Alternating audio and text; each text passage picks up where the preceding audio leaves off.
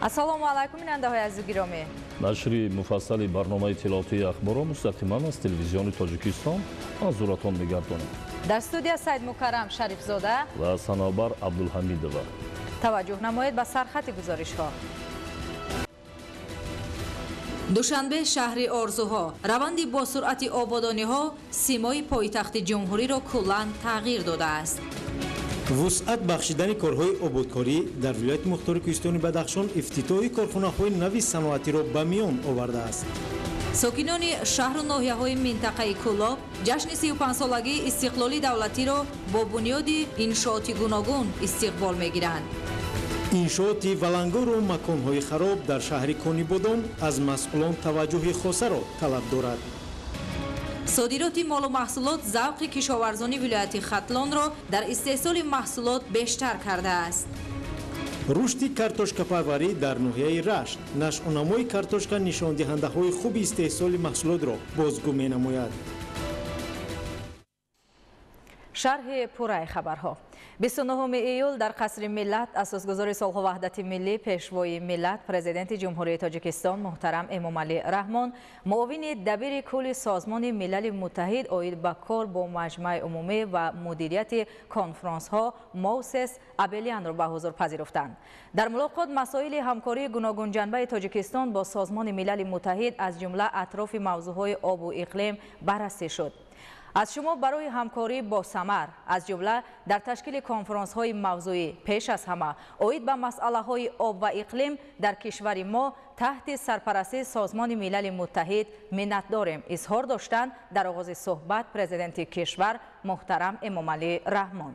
تأکید گردید که تاجیکستان جانبداری تقویت منبعده نقش سازمان ملل متحد در امور بین المللی می باشد و سعی و کوشش‌های آن را برای تحکیم همدیگر فهمی جهانی به خاطر حفظ صلح و ثبات و رشد خیلی مهم می شمارد.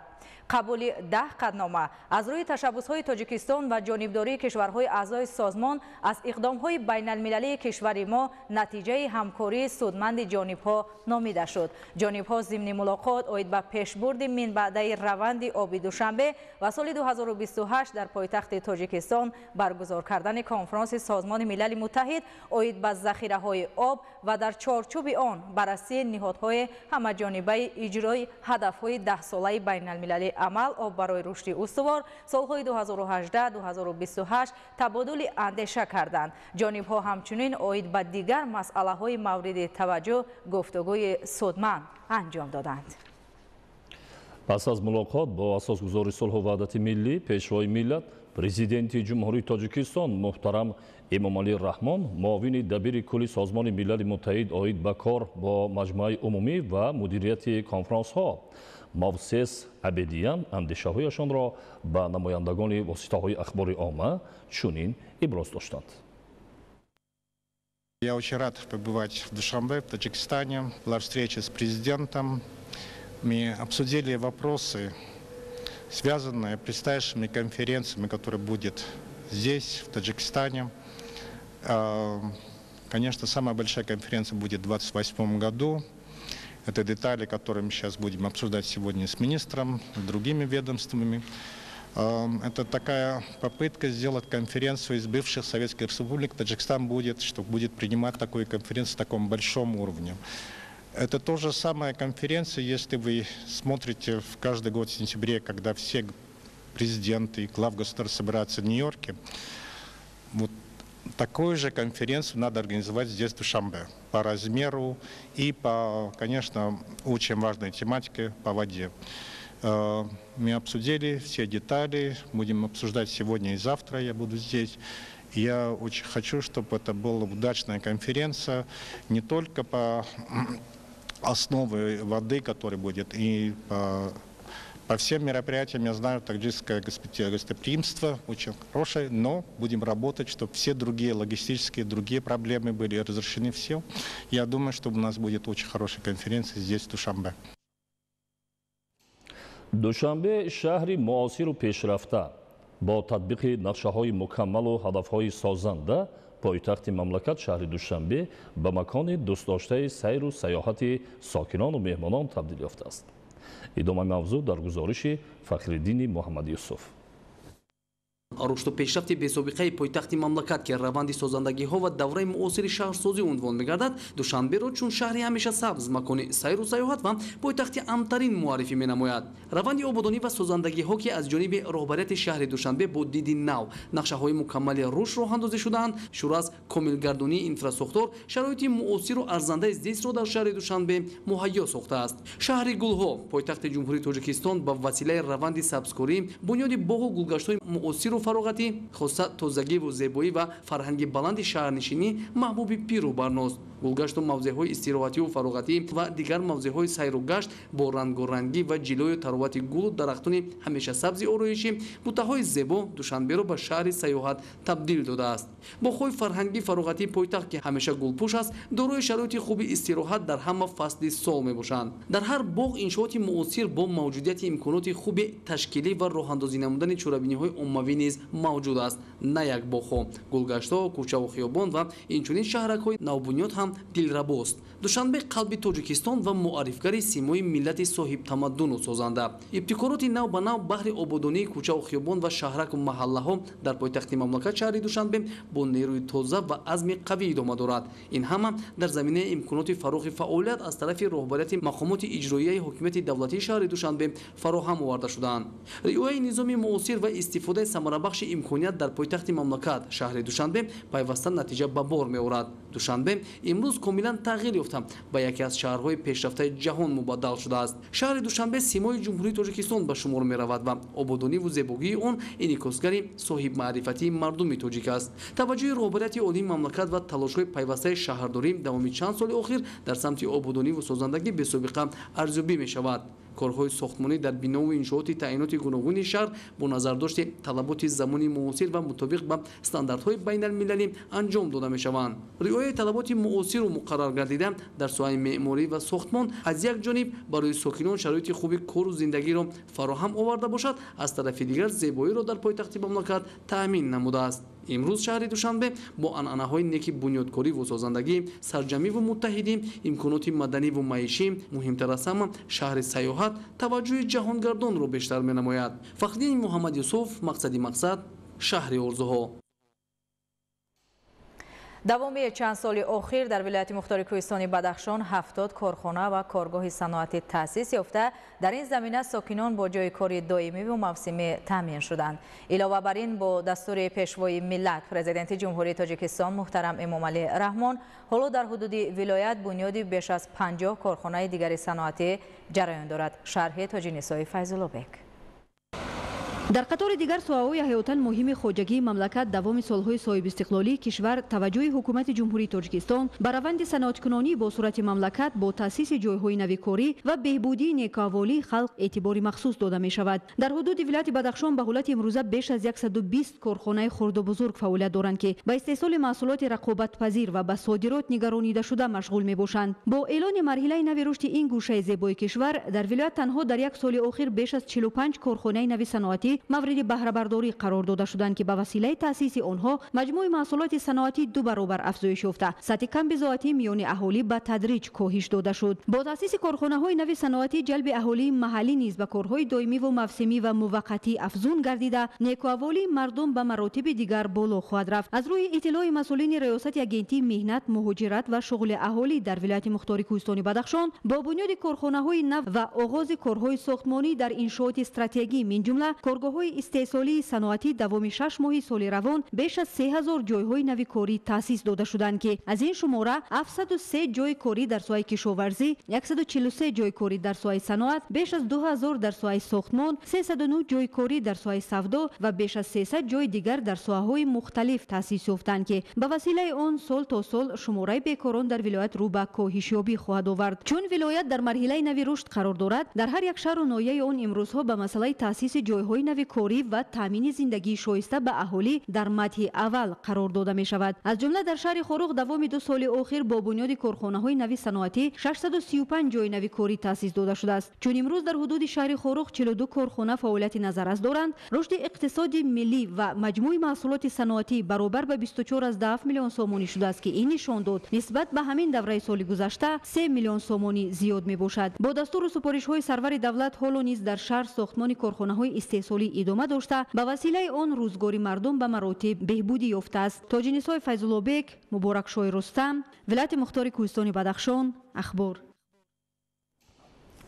در شهر کنیبادام کارهای آبادانی وسعت تازه پیدا کرده با بنیاد انشاءات زمانوی شرایط بهتر می شود.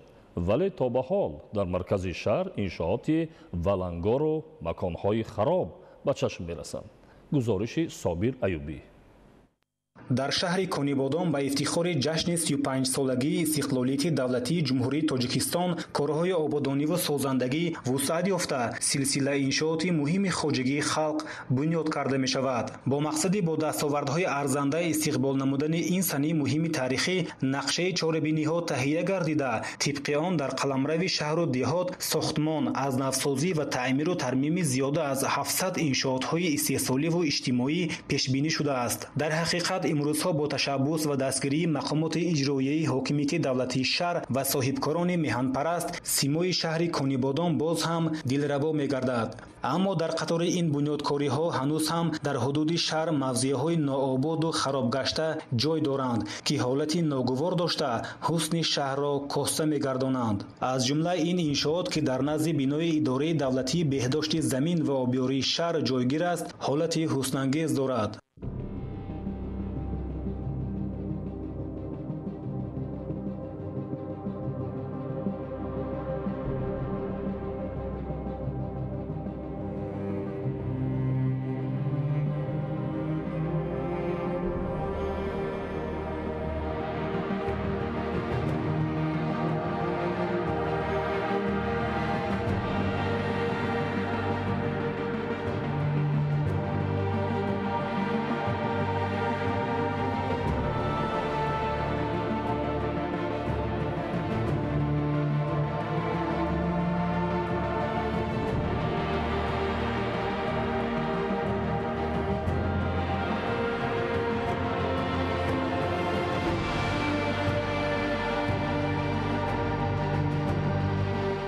موضع دیگر این محله جوانان مرکزی شهر است که پرتوهای زیادی نزد بناهای استقامتی بلندآشیانه طبع هر بیننده را خیره می‌گرداند.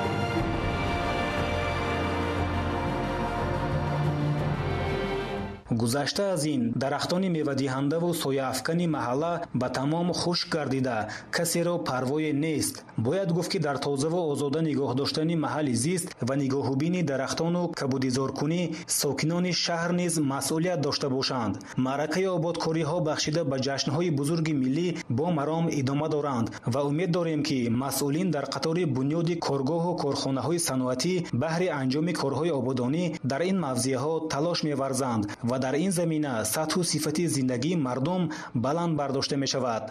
صابر ایوبی، شهر کنیبادام، اخبار. بهار سال روان در دو پهلوی شاهراه کلاب خاولنگ نهالان سایه‌افکن و میوه‌دهنده و بوته‌های آرایشی شنیده شدند. اما بیشتر نهالان خشک شده ایستاده است. سبب در چیست؟ амасола дар ноҳияи хоалинг дар мавсими ниҳолшинонӣ ҳазорон бех ниҳолҳои оройшию сояафкан ва гулу бутаҳо шинонида мешавад ва дар мавсими имсола низ кормандони касбу кори гуногун дар ду паҳлӯи шоҳроҳи кулоб хоалинг ва кӯчаю маҳаллаҳо ниҳолҳои оройшию сояафкан ва мевадиҳанда шинониданд. дар мавсими имсола мақомоти иҷроияи ҳокимияти давлатӣ ва бахши ҳифзи муҳити зист нақшачоребиниҳоро нисбати солҳои пешин зиёд карданд. нақшачоребинӣ ва иҷрои ниҳолшинонӣ дар ноҳия зиёду назорат ва нигоҳубини он андак. зимни наврбардорӣ аён гардид ки ниҳолони соя соявкани шинонидаи шафати шоҳраи Кӯлоб Ховалин ки аз ҳудуди ҷамоатҳои деҳоти Лоҳутӣ ва ҷонбахти ноҳияи Ховалин мегузарад аллакай рӯ ба хушкшавӣ ниҳоданд. Назорат ва нигоҳубини ниҳолони шинонидашуда ба дӯши кист? дар робита ба омилҳои хушкшавии ниҳолон ва нигоҳубини он назари масъулони бахши ҳифзи муҳити зистро пурсон шудем. Дар посух ба ин суол роҳбарияти бахш иброз дошт ки масъулият ва назорати ниҳолони шафати роҳҳо ба дӯши масъулони ҷамоатҳои деҳот ва муассисаи давлатии нигоҳдории роҳҳои автомобилгари ноҳия гузошта шудааст, вале чунин посухро масъулони ҷамоатҳои деҳоти Лоҳутӣ ва идораи роҳсозӣ инкор намуданд. Чунин раванди кор аз хунукназарию саҳлангорӣ ва ошно набудан ба самти асосии фаъолияти баъзе аз ниҳодҳои дахлдор дар ин ноҳия гувоҳӣ медод. Олимони соҳа мегӯянд риоя нагардидани қоидаҳои агротехникӣ, шинонидани ниҳолон ва нигоҳубӣ накарданашон дар шароити имрӯза ба хушкидани онҳо боис мегардад. Нигоҳубӣ накардани дарахтони шафати роҳҳо як масоили нигароникунанда боқӣ монад. Ба чорагоҳ табдил ёфтани ин масир дар ҳудуди ҷамоати деҳоти Лоҳутӣ аз масоили дигари ташвишовар ва сабаби хушк гардидани ниҳолонро бозгӯӣ мекард. Зимни пайгирӣ аз вазъи ногувори ниҳолони хушкшуда боз мавзееро вохӯрдем ки дар гузашта аз зебову дилкаш будани ин ҷоро башорат медод, вале ҳоло бошад ин мавзеъ макони харобшудаеро мемонад ки табъи бинандаро хира мегардонад. Дар робита ба бетаваҷҷӯҳии масъулон метавон хулоса баровард ки ин ҳама нақшачорабиниҳо ва иҷроиши он дар самти хӯрамгардонӣ дар ноҳияи Ховалин танҳо барои сиёҳ кардани рӯи коғаз ва сарфаи маблағ дар ин роҳ будааст. Ҳамчунин мушоҳида гардид ки аломати гузошташудаи роҳро дарахтон пӯшониданд ки ба чашми ронанда ноаён мемонад. оё тоза кардану ба тартиб даровардани шохаҳои дарахти назди аломатҳои роҳу нақлиён низ барои кормандони идораи роҳсозии ноҳия мушкил аст? На, танҳо дарки баланди масъулият мебояд. ёдовар мегардем ки санаи 25 апрели соли равон аз ҳолати ғайрисанитарии молу маҳсулоти ба фурӯш гузошташудаи фурӯшандагон худсарона машғул шудани онҳо ба фурӯши молу маҳсулоти сарироҳӣ дар ноҳияи Ховалин тавассути барномаи иттилоотии ахбори телевизиони Тоҷикистон гузориши таҳлилӣ инъикос намуда будем, вале ҳолати ҷойдошта тағйир наёфтааст. Илова бар ин аз тоҷироне ки ба фурӯши гӯшт машғуланд сертификати мутобиқати моли ба фурӯш гузошташуда аз онҳо дархост кардем ки оё маҳсулоти ба фурӯш гузошташудаи онҳо аз ташхиси озмоишгоҳ гузаштаанд ё на. танҳо як нафар сертификат пешниҳод кард ки он ҳам бошад як ҳафта қабл онро аз озмоишгоҳ дастрас намудааст ва ҳоло аз эътибор соқит шудааст. вобаста ба ин вазъ масъули маркази ташхиси бехатарии озуқавории ноҳия аз набудани баъзе аз дастгоҳу таҷҳизоти лабораторӣ ва ҳуҷраи кории ташхискунанда нигаронӣ мекард. чӣ тавр метавон бе гузаронидани ташхис маҳсулоти гӯштиро пешниҳоди аҳолӣ гардонид? бо таҳия ва пешниҳоди чанде аз мушкилот дар ноҳияи Ховалин зарур аст ки ҷиҳати бартарафсозии мушкилоти ҷойдошта масъулони идораҳои дахлдор худро масъулу муваззаф донанд. андешидани чораҳои саривақтӣ дар робита ба мушкилоти зикр гардида минбаъд низ аз ҷониби ҳайати эҷодии телевизиони Тоҷикистон пайгирӣ карда мешавад. Анваршоҳ Сайдализода, Сайҳомиди Шариф, ноҳияи Ховалин, ахбор.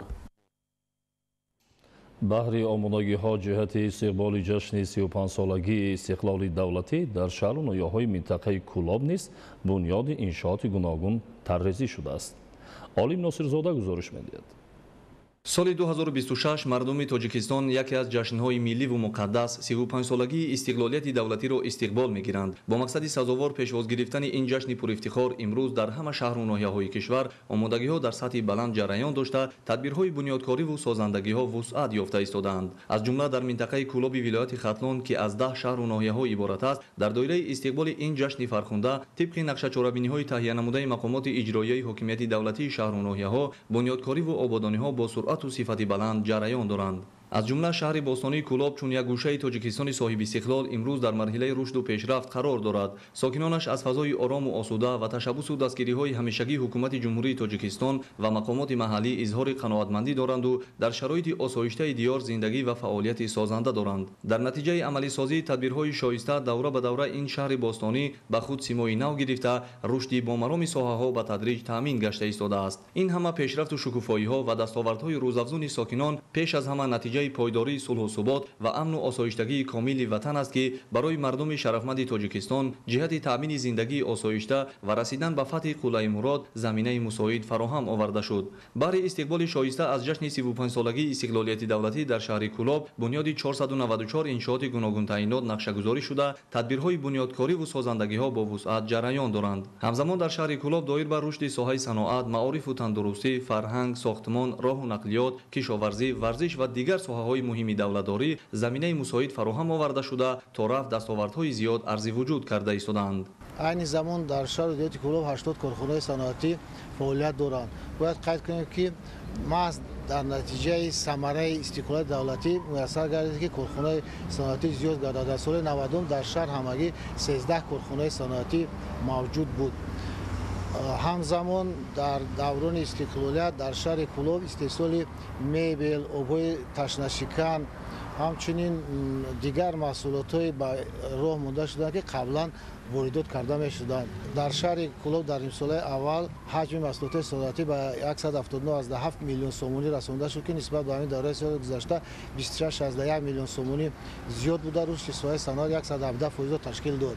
منطقه آزاد اقتصادی کلوب همچون منطقه نوتاسیس با تشبث و دستگیری به واسطه اساسگذار صلح و وحدت ملی پیشوای ملت پرزیدنت جمهوری تاجیکستان محترم امامعلی رحمان در میدان 309 گکتار تأسیس داده شده. هدف اساسی آن بنیاد نمودن کارخانه‌های نوی صنعتی، رشد اینفراساختور منطقه، جلب بیشتر سرمایه داخلی و خارجی به اقتصادیات کشور، تامین نمودن اهالی با جایهای نویکاری و در این زمینه بلند برداشتن سطح زندگی مردم به حساب رفته برای تطبیق عملی هدفهای استراتژیکی کشور به خصوص صنعت کنونی با سرعت مملکت و اعلان نمودن سالهای 2022-2026 همچون سالهای رشد صنعت نگرانیده شده است. این زمان در حدود منطقه آزاد اقتصادی کلوب 8 سوبیکت از جمله جمعیت دارای مسئولیتش محدود تاجیک الماس، کلوب اگروصناعت، کلوب پلاست، رستنی اینو، سامان ترید، وحدت متال، صناعت سینا، تاجیک اگروبیوفید به قید گرفته شده است. فعالیت کارخانه‌های استحصالی برای تأسیس جایهای نویکاری مساعدت می‌نماید. همزمان بنیاد زیرسگاه برقی 110-35 کیلوولت با نصب 2 عدد ترانسفورماتور قدرت عمومی تواناییشان 50 مگاوات در حدود منطقه آزاد اقتصادی پیش بینی گردیده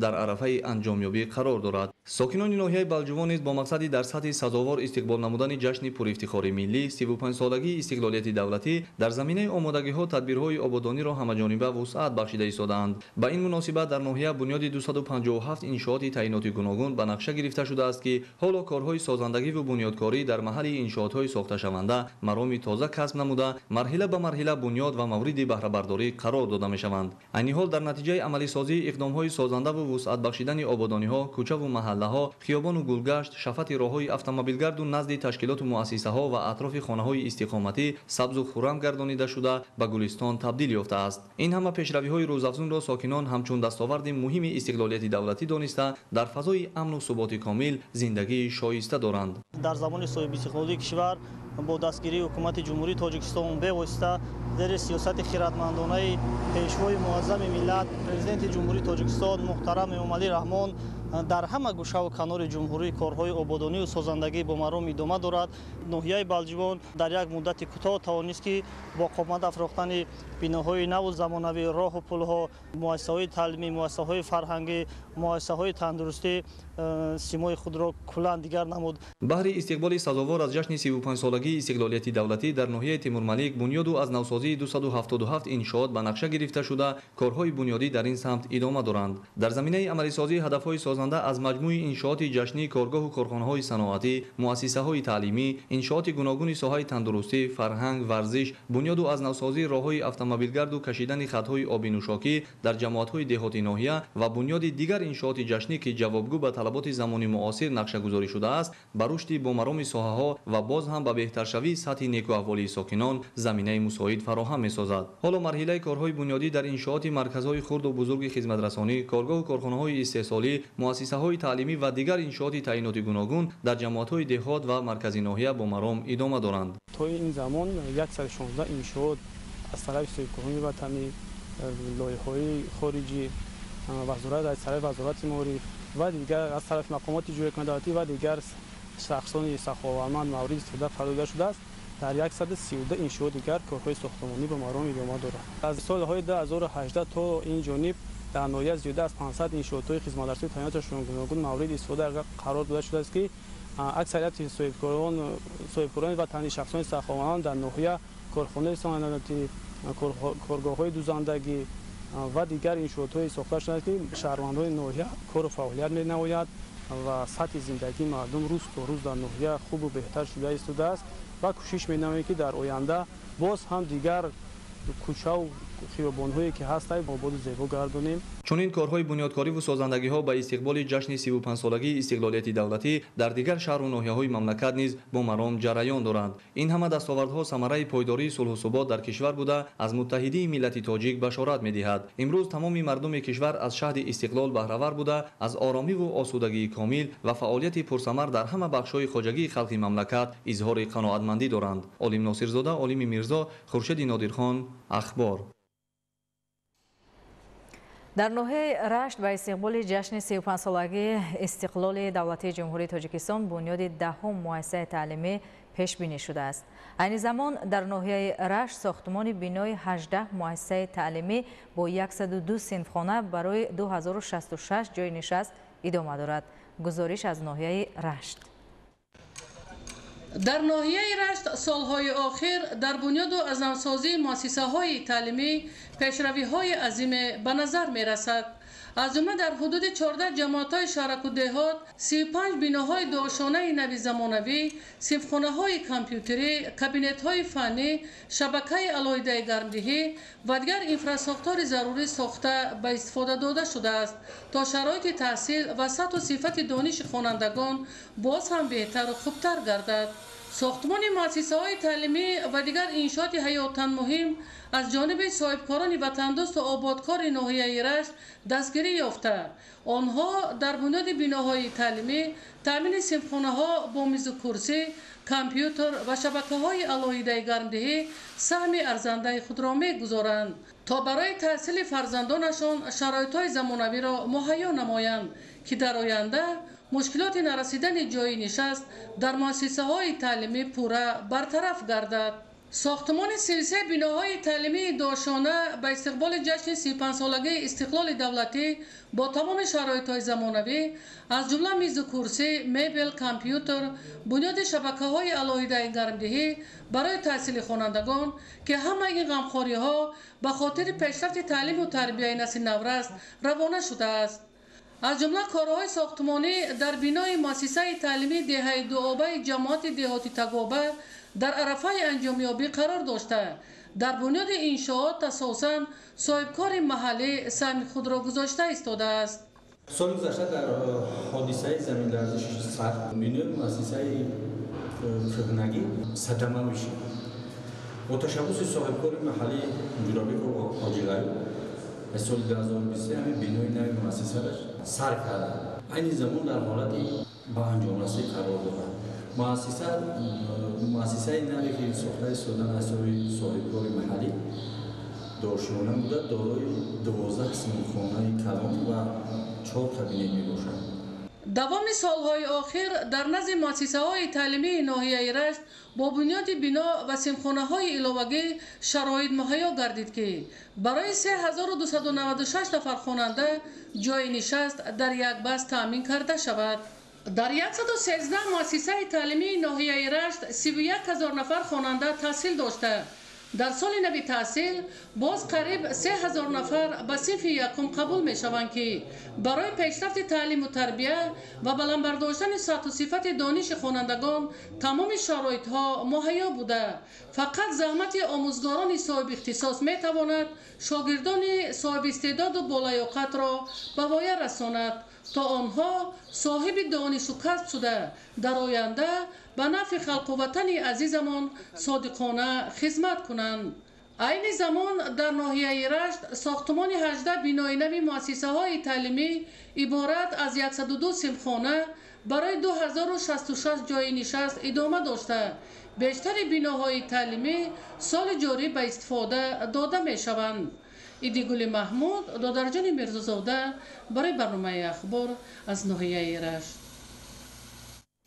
سالی روان در همه شکل‌های خواجگیداری ولایت مختار کوهستان بدخشان در میدان 10323 گکتار کشت زراعت‌های کشاورزی گذرانیده شده است. شرح بیشتری موضوع در گزارش ماهیره طاهر. در زمینه اجرای دستور سپارش‌های اساسگذاری صلح و وحدت ملی پیشوای ملت پرزیدنت مملکت محترم امامعلی رحمان خوجگیدارانی ولایت هر یک وجب زمین را ثمراناک استفاده برده سرعت کشت و کار امساله را بلندتر نمودند. سال روان در همه شکل‌های خوجگیداری ولایت مختار کوهستان بدخشان در میدان 10323 گکتار کشت زراعت‌های کشاورزی گذرانده شده است. طبق نقشه 120 گکتار زمین برای کشت تکراری پیش بینی گردیده. به حالت حاضر 18% کشت تکراری گذرانده شده است. ریاست کشاورزی ولایت مختار کوهستان بدخشان در تمام فعالیت خود منتظم جهت تامین هدف استراتژی امنیت غذاخوری ثمراناک استفاده بردن زمین‌های کارم و پس نمودن وابستگی بازار از محصولات وارداتی و صادرات بیشتری محصولات کشاورزی سال روان در همه شکل‌های خوجگیداری ولایت طبق نقشه معیاری دورنما در 10325 گکتار زمین کشت گذرانده شد که از آن در میدان 4842 گکتار غله‌دانه 1849 گکتار کارتوشکا 775 گکتار سبزیجات و خوراک چاروا گذرانده شد که نسبت به سال 2023 در میدان زیاده از 35 گکتار غله‌دانه و 35 گکتار سبزیجات و اینجور 20 گکتار کشت کارتوشکا زیاد گردانده شد. برای موسم کشت بهاری سال روان در خوجگی‌های ولایت به مقدار 878 تن تخمی غله‌دانگی‌ها 2909 تن کارتوشکا ذخیره کرده شده مورد کشت قرار داده شد. بهر دستگیری خوجگی‌های دهقانی ولایت مختار کوهستان بدخشان از جانب وزارت کشاورزی جمهوری تاجیکستان به مقدار لازمه تخمی‌های تمام نمود زراعت‌ها دسترس گردیده به خوجگی‌های کشاورزی نویاهای ولایت دسترس گردید. بنیاد گرمخانه و فعالیت پرثمر گرمخانه‌های موسمی و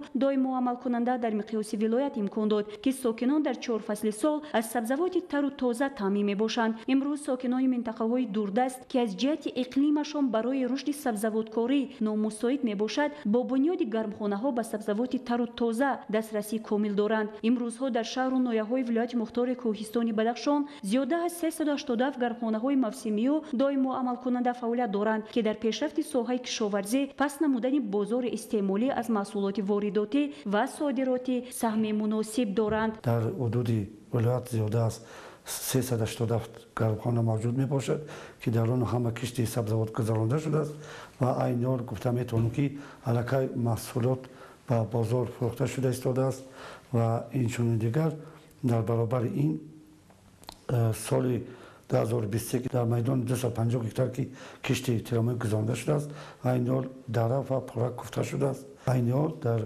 میدان 13 گکتار کشت تکراری در ناحیه درواز علاقه گذرانده شده است و کشت تکراری در دیگر ناحیه‌های اینچنین در ناحیه روشان و در ناحیه ونج ادامه دارد و ما گفته می توانیم که سال جاری ما علاقه در گرمخانه ها اینچنین در کشت تکراری کشت سبزیجات جوارمکه و خوراک چاروا رو گذرانده ایستادیم. کشت و کار زراعت‌های کشاورزی از موجود و آمادگی تکنیک وابستگی زیست داشته فعلا 242 تراکتورهای گوناگون تمغه در حالت درست تکنیکی قرار داشته برای موسم کشت و کار بهاری و جمع‌آوری آماده کار می‌باشند. بنیاد باغ در برابر رواج دیگر ساحه‌های کشاورزی یکی از رکن ترکیبی فرهنگ زندگی مردم بوم جهان محسوب می‌یابد که امروزها مردم این منطقه این سنت قدیمی نیاگانمان ادامه نیک بخشیده ایستادند. سال‌های اخیر در دایره وسعت کارهای آبادانی و سازندگی و مخصوصاً جهت رشد ساحه کشاورزی به بنیاد باغ‌های نو و تجدید باغزارهای کهنه اهمیت خاصه داده ایستاده است. در نتیجه اندیشیدن چنین تدبیرها امروز در مقیاس شهر و ناحیه‌های ولایت پیش از همه در زمین‌های بیکار خوابیده صدها گکتار باغ و تاکزارهای کهنه تجدید و برقرار گردیدند که این روند به شبهه به وسعت یافتن استفاده ثمراناک زمین و افزایش استحصال محصولات کشاورزی مساعدت خواهد کرد. در این زمینه در ولایت مختار کوهستان بدخشان به حالت امروزه 2529 گکتار گکتار باغ‌های میوه‌دهنده موجود هستند که سال جاری 113 گکتار باغ‌های میوه‌دهنده بنیاد گردیدند. کشاورزی که یکی از ساحه‌های مهم اقتصادیات کشور به حساب می‌رود و رشد آن از هر جهت به بهداشت وضع اقتصادی مملکت تاثیر می‌رساند. روند به گردش درآوردن زمین‌های بیکارخوابیده و زیر پرورش علف‌های خوراکی چاروا به زمین‌های لایق به دست آوردن حاصل خوب سبزیجات در ولایت مختار کوهستان بدخشان امکان می‌بخشد که در عملی سازی هدف استراتژی حکومت جمهوری تاجیکستان تامین امنیت آذوقه‌واری گام استوار گذاشته شود. مهره طاهر، مبارکشاه رستم، ولایت مختار کوهستانی بدخشان. اخبار. جهت تأمین امنیت آذوقه‌واری ساکنان زحمت‌قرین ناحیه‌های منطقه کلاب ولایت ختلان هر پارچه زمین را ثمرناک استفاده برده امروز به جمع‌آوری حاصل دسترنج خویش مشغولند. توجه نمایید.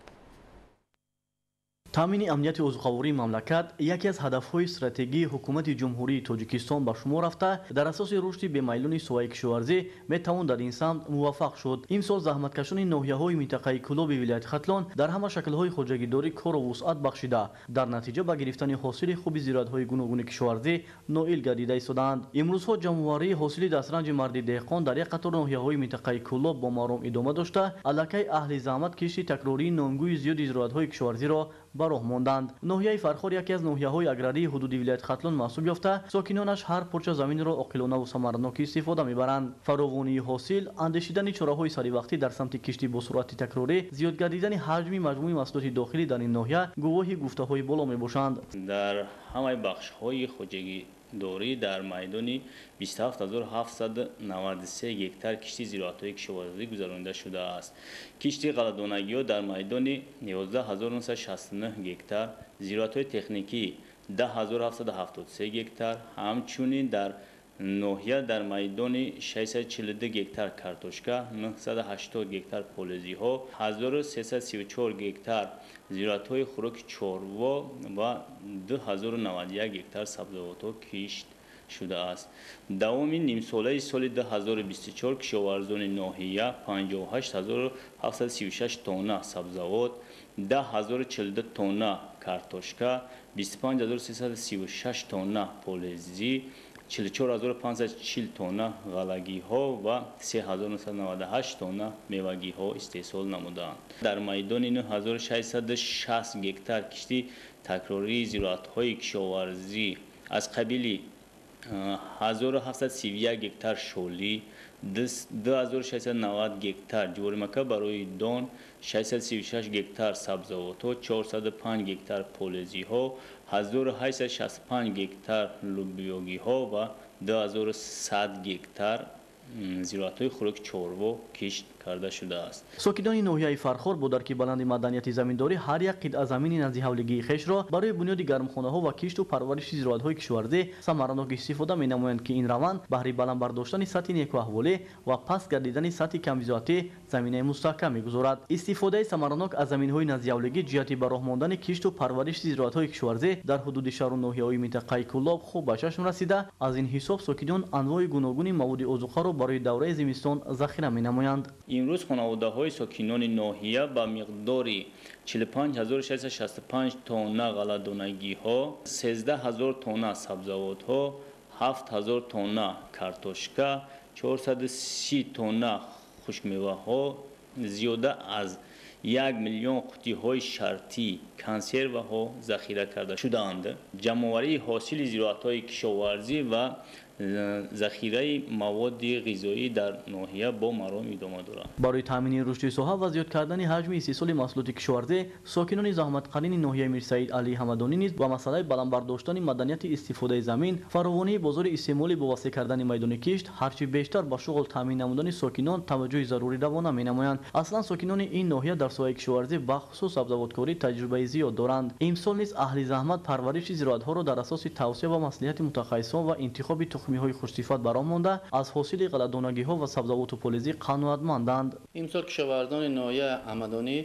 در میدان 13305 گکتار کشت گذراندند که از این غله‌دانگی‌ها 4116 گکتار، زراعت‌های تکنیکی 6393 گکتار، سبزیجات 940 گکتار، 270 گکتارش کارتوشکا، 380 گکتار پیاز میباشد و پولزی 58 گکتار کشت کردند.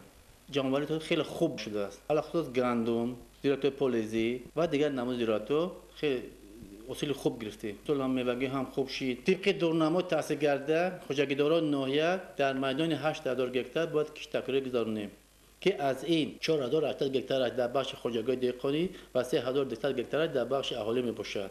تو امروز زیاده 7688 گکتار کشتی تکراری گذاروندن که 96% دونما میباشد. در خوجگی‌های دهقانی و کооپراتیوهای سیسولی ناحیه میرسعید علی حمدانی استفاده عاقلانه و ثمرانک و رویانیدن دو-سه حاصل از یک زمین از هدفهای اساسی محسوب یافته کشاورزان برای با محصولات تر و تازه تامین نمودن بازار استعمالی، قانع گردانیدن طلبات ساکنان و ذخیره مواد غذایی، بعد جانوری، غله و سبزیجات بروقتی در زمین‌های کارم کشتی تکراری را به راه ماندند. عموما خوجگیداران شهر و ناحیه‌های منطقه کلاه مقصد دارند که با استفاده ثمرانک زمین‌های کارم آبی و توسعه عالمان متخصصان ساحه و گرفتن حاصل بلند و ایل گردیده سطح روزگاری خویش را بهتر و بازار استعمالی را در همه گونه مواسم با محصولات تر و تازه کشاورزی تامین نمایند. انور سیدعلیزاده، سعید حامدی شریف، اخبار.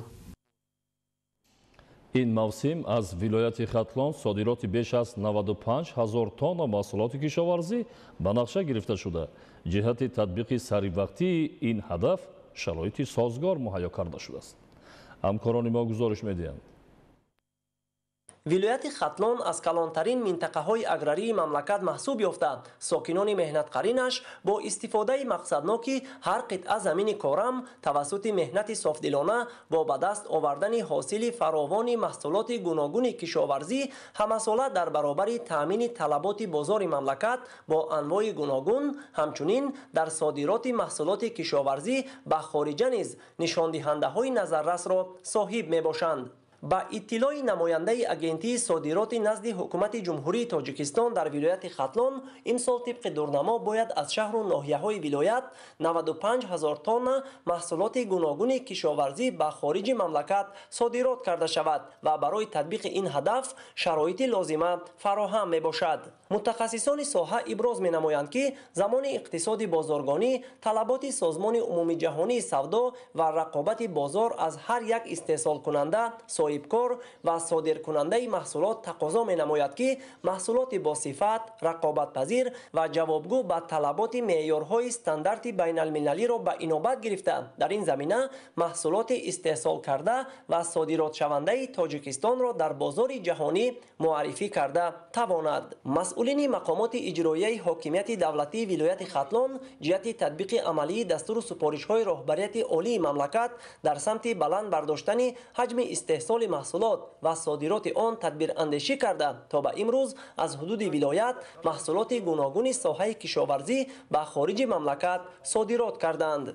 با در نظر داشت تقویت اقتدار صادراتی و در این زمینه رشد بخشیدن ساحه کشاورزی مملکت، سیاست دولت در ساحه‌های سودا و خدمترسانی به سه سمت اساسی هوسمندگردانی صادرات، تامین نمودن گوناگون شکلی استحصالات به صادرات نگرانیده شده و ساده‌گردانی رسمیات سودا روانه گردیده است. به این خاطر حکومت جمهوری تاجیکستان تمام ذخیره ها را بهر بلند برداشتن اقتدار صادراتی مملکت، زیاد نمودن حصه محصولات نهایی صنعتی در حجم صادرات و از بین برداشتن مانعه های مأموری موجوده روانه ساخته شرایط مساعد را برای صادرات کنندگان محصولات به خارج جمهوری فراهم آورده است. مخصوصا جهت تقویت بخشیدن پتانسیل صادراتی ولایت خطلان با دستگیری حکومت جمهوری تاجیکستان برای صادرات محصولات کشاورزی توسط ایستگاه‌های راه آهن حدود ولایت خطلان شرایط مساعد و تخفیف جاری کرده شده است. با در نظر داشت موجودیت امکانیت و ذخیره‌های زیاد آب و زمین و شرایط مساعد اقلیم، اقتدار استحصالی ساحه کشاورزی در ولایت خطلان همساله رشد یافته.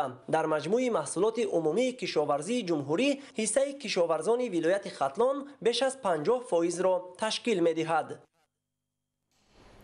دوام 6 ماه سال روان از ولایت سوق به خارج مملکت بیشتر از 60,000 تن محصولات کشاورزی صادرات شده است. معلومات بیشتر در گزارش عبدالوهاب عبدالستار و الیاس باباجان. дар давоми 6 моҳи аввали соли равон аз вилояти суғд ба хориҷи мамлакат ба маблағи бештар аз 420 миллион доллари амрикоӣ молу маҳсулот содирот карда шуд ва иқтидори содиротӣ асосан аз ҳисоби маҳсулоти саноатӣ тақвият ёфт ки ҳиссаи он 95.1% ташкил медиҳад. агар дар гузашта ба хориҷи мамлакат бештар ашёи хом ва маҳсулоти нимтайёр содирот карда мешуд, дар натиҷаи амалӣ гардидани ҳадафҳои созандаи ҳукумати мамлакат давоми солҳои охир бо таъсиси коргоҳу корхонаҳои нави саноатӣ ин раванд марҳилаи сифатан навро касб намуд. яъне бо татбиқи ҳадаф ва нақшаҳои рушди саноат аз вилоят асосан маҳсулоти тайёр ба хориҷи мамлакат содирот карда мешавад.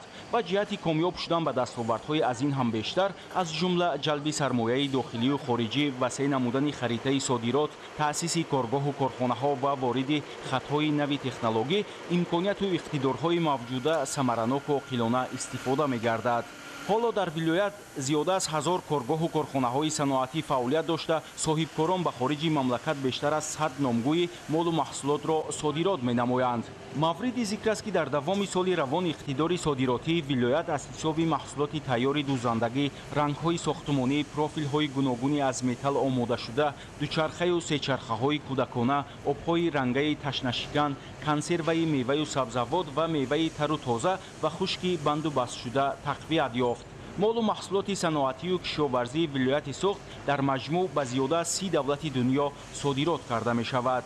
ҳамасола аз вилоят ба хориҷи мамлакат бештар аз 150 000 тонна маҳсулоти кишоварзӣ содирот карда мешавад. дар 6 моҳи аввали соли равон 6430 тонна маҳсулоти кишоварзӣ аз ҷумла 39533 тонна меваи хушк ба хориҷи мамлакат содирот гардидааст, ки нисбат ба ҳамин давраи соли гузашта 14913 тонна ё 1.6 маротиба зиёд мебошад. имсол боғдорону соҳибкорони вилояти суғд имкон пайдо карданд ки наздики 5000 тонна зардолу ва бештар аз 800 тонна гелос ба хориҷи мамлакат содирот намоянд. содироти консерва бошад ба 989 тонна баробар гардида, афзоиш дар қиёс ба 6 моҳи соли 2023 329 тоннаро ташкил медиҳад. айни замон дар ноҳияҳои ҷаббор Расулов ва Сипитамен 5 маркази бузурги логистикии қабул, коркард ва содироти пиёз мавҷуд буда, иқтидори қабули яквақтаинаи онҳо ба 10 000 тонна баробар аст. ҳамасола ҳаҷми бештари пиёзи барвақтӣ ба ин марказҳо интиқол ёфта, сараю бандубас ва сипас ба Федератсияи Русия ва Ҷумҳурии Қазоқистон содирот карда мешавад. дар ин давра аз вилоят 13344 тонна пиёз содирот карда шуд ва ҳоло ки ҷамъоварии ҳосил идома дорад, раванди содироти маҳсулоти кишоварзӣ тақвият меёбад. содироти ҳаҷми зиёди меваи тару тоза аз ҷумла зардолу ва гелосро асосан боғдорону соҳибкорони ноҳияи Ашт амалӣ намуданд. бо назардошти имконияти бузурги истеҳсолию содиротии вилоят давоми солҳои охир, шумораи коргоҳу корхонаҳои коркард ва бандубасти маҳсулоти кишоварзӣ ҳам зиёд гардид.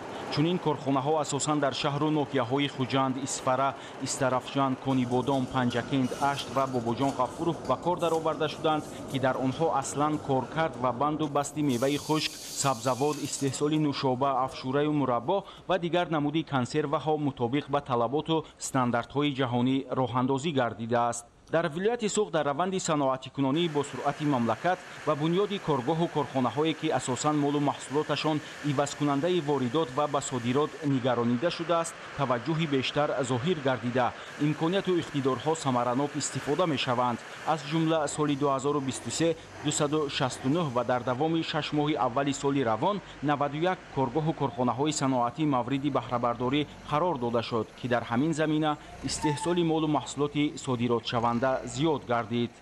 абдуваҳоби абдусаттор, Дилшод Юсуфӣ, вилояти суғд, ахбор. кишоварзони вилояти Хатлон бо истифода аз имконоти мавҷуда майдони кишти зироатҳои такрориро васеъ менамояд. Маҳмад Раҷаб Абдуллозода гузориш медиҳад. баҳри истифодаи самарабахши дороиҳои табиӣ бахусус обу замин ва аз он рӯёнидани ҳосили фаровони маҳсулоти гуногун дар вилояти Хатлон, шароитҳои созгор фароҳам аст. бо назардошти ин кишоварзони вилояти хатлон дастуру супоришҳои роҳбарияти олии мамлакатро сармашқи кори худ қарор дода тавассути пеш гирифтани технологияи инноватсионии кишту парвариши зироат аз як қитъа замин дар мавсим то 3 маротиба ҳосилбардорӣ менамоянд. зеро ба назари онҳо чунин усули кор имкон медиҳад ки бештари аҳолӣ бо шуғл таъмин бошанду талаботи бозори истеъмолӣ қонеъ. ҳамзамон ин раванд баҳри фатҳи ҳадафҳои стратегӣ ба монанди таъмини амнияти озуқаворӣ ва саноатикунонӣ бо суръати кишвар мусоидат менамояд. бо назардошти муҳимияти масъалаи мазкур, президенти мамлакат пешвои миллат муҳтарам Эмомалӣ Раҳмон дар паёми солонаи худ ба маҷлиси олии кишвар дар робита ба тағйирёбии босуръат вазъи бозори ҷаҳонӣ ва болоравии мунтазами нархи маҳсулоти ғизоӣ таъкид доштанд ки ин раванд моро водор менамояд ки баҳри беҳсозии ҳолати соҳаи кишоварзӣ, рушди маҷмӯи агросаноатӣ ва ба ҳамин роҳ таъмин намудани амнияти озуқавории кишвар таваҷҷӯҳи аввалиндараҷа зоҳир намоем. дар сиёсати аграрии имрӯзаи Тоҷикистон асосан омилҳои пешбинӣ ва роҳандозӣ мешаванд ки дар мадди аввал таъмини амнияти озуқаворӣ воқеан татбиқ гардад. кишоварзони вилояти хатлон сиёсати аграрии ҳукумати ҷумҳурии Тоҷикистон ва дастуру супоришҳои пешвои муаззами миллатро оиди самараноку оқилона истифода бурдани замин ва аз як қитъа замин гирифтани 2-3 ҳосил дарк намуда пайваста кӯшиш менамоянд ки истеҳсоли маҳсулоти кишоварзиро зиёд намуда сабади истеъмолии мардумро бою ғанӣ гардонанд. ба назари коршиносон яке аз омилҳои асосии рушди соҳаи кишоварзӣ ин таъмини саривақтии хоҷагидорону кишоварзон бо оби полезӣ мебошад. аз ин лиҳоз масъулину мутахассисони раёсати беҳдошти замин ва обёрии вилояти хатлон дар якҷоягӣ бо идораҳои зертобаи худ дар шаҳру ноҳияҳо барои тавассути пойгоҳҳои обкашӣ ва дигар шабакаҳои обрасон дар ин шабу рӯз кишоварзонро бо оби полезӣ таъмин карда раванди самаранокии заминистифодабариро тақвият мебахшанд. ба гуфтаи масъулин бо дастгирии ҳукумати ҷумҳурии Тоҷикистон сол баҳри пешрафти кори ин соҳаи муҳими хоҷагии халқи кишвар технология ва механизмҳои пуриқтидору муосир харидорӣ карда шуда инчунин садҳо гектар замини аз гардиш дурмонда дубора мавриди истифодаву баҳрабардорӣ қарор дода мешавад.